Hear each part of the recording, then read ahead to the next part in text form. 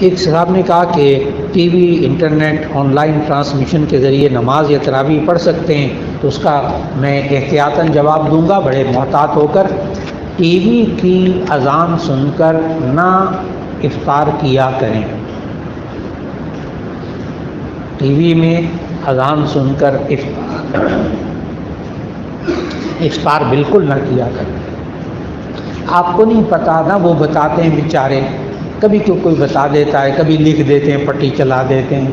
ورنہ لاہور میں افطاری کا وقت ہو جاتا ہے، کراچی میں ابھی 20 منٹ رہتے ہیں۔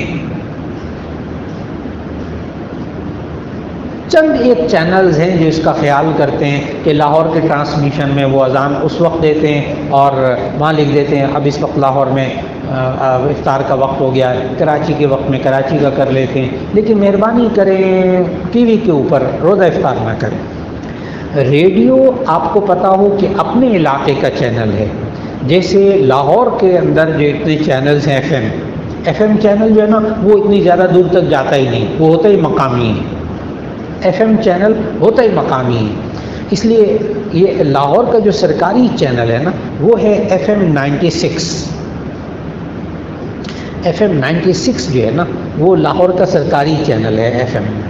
اس کا جو پورا افطار کا اور سحری کے اذان کا جو وقت ہے نا اس پر باقاعدہ جامع شفیع نے مہر لگا کر بھی دی ہے، انہوں نے باقاعدہ بھیجا ہے پورا سحری کا وقت اور افطاری کا وقت نا انہوں نے باقاعدہ لکھ کر بھیجا کہ آپ کے ہاں کیا ہے۔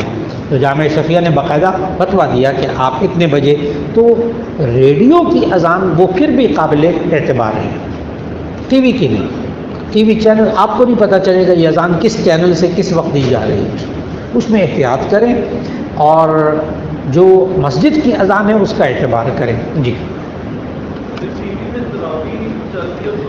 ہاں یہ سوال میں بتانے لگا ہوں ابھی۔ یہ سوال اب آ رہا ہے کیا T V transmission, on line transmission کے ذریعے نماز یا تراویح پڑھ سکتے ہیں؟ تو اس کا جواب ہے بالکل نہیں، بالکل نہیں۔ چاہے خانہ کعبہ میں امام صاحب پڑھا رہے ہوں، ٹی وی میں تراویح آ رہی ہوں، تو بہت سی خواتین کو گھر میں دیکھا کہ وہ جناب اشارے سے نماز پڑھتی ہیں تو کرسی بچھا کے ٹی وی کے سامنے اللہ اکبر شروع ہو جاتی ہیں۔ بالکل نہیں ہوتی نماز، قطعاً نہیں ہوتی۔